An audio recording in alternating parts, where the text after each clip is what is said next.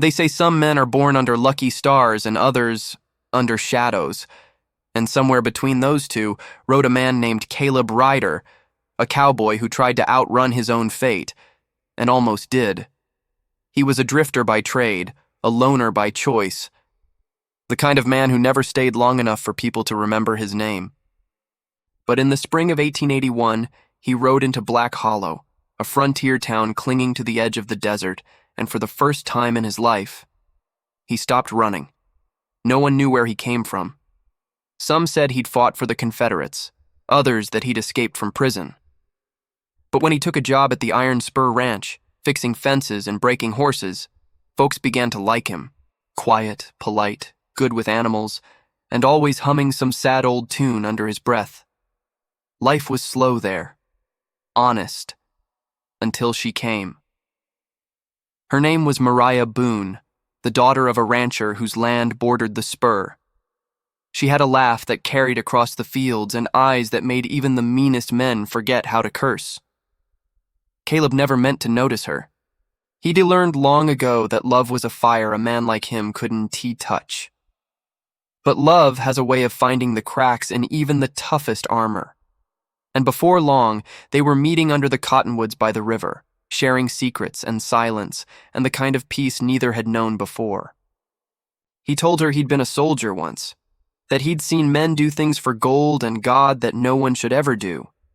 He told her he'd done things himself, things he wasn't proud of. She told him none of that mattered, but fate doesn't forgive so easily.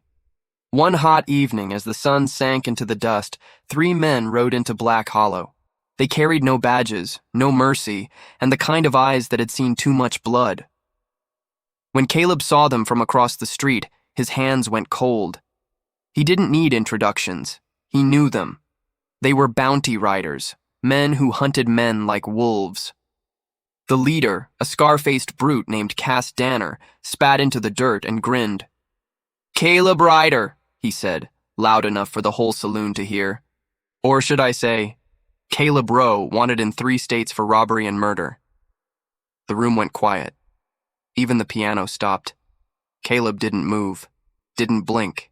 He just stood, eyes dark, the old war drum of his heart beating once more. Cass said he could come quiet, or he could come dead. Caleb looked toward the door, toward the road that led to Mariah's house, and he made his choice. The next few moments passed like lightning. A chair scraped, a gun flashed, a window shattered. When the smoke cleared, 2 men were dead, and Caleb was gone. He rode hard through the night, through mesquite and moonlight, the desert wind tearing at his hat. He didn't stop until dawn when he reached the river bend where Mariah waited.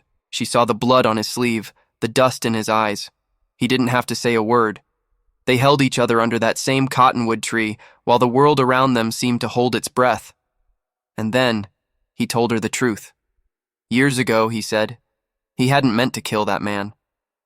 It was a robbery gone wrong, a boy barely 20 with shaking hands and a gun that went off too soon. Caleb had buried him himself, then rode away from everything, his name, his life, his soul. "I just wanted to forget," he said.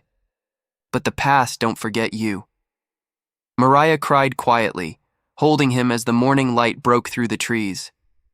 He could have run again. He always had before.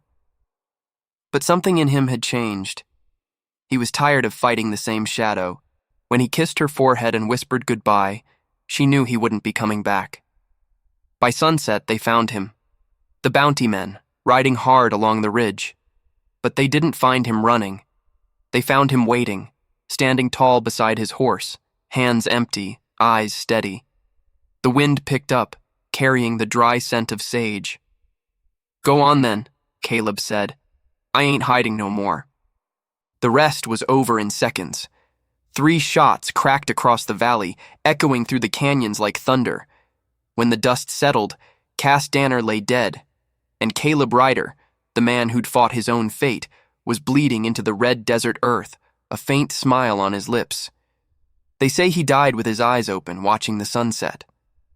As if he'd finally made peace with it all, Mariah buried him beneath that cottonwood tree by the river. Every spring, wildflowers bloom there, red and white, like blood and forgiveness. And sometimes, when the wind rolls through the canyon, folks swear they can hear a man humming an old tune, soft, slow, and free.